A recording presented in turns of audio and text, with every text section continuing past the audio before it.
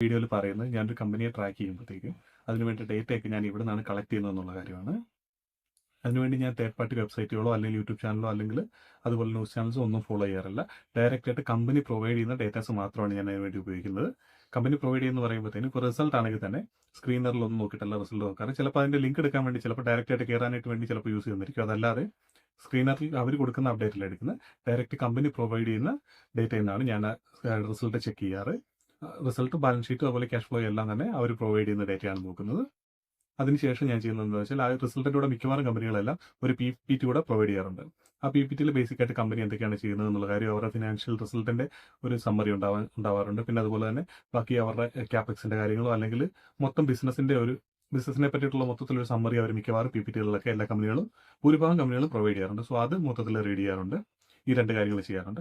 പിന്നെ അതുപോലെ മാനേജ്മെന്റിന്റെ സൈഡിൽ നിന്നുള്ള ആളുകളുടെ ഇന്റർവ്യൂസ് എല്ലാം ഫോളോ ചെയ്യാറുണ്ട്. യൂട്യൂബിലടക്കം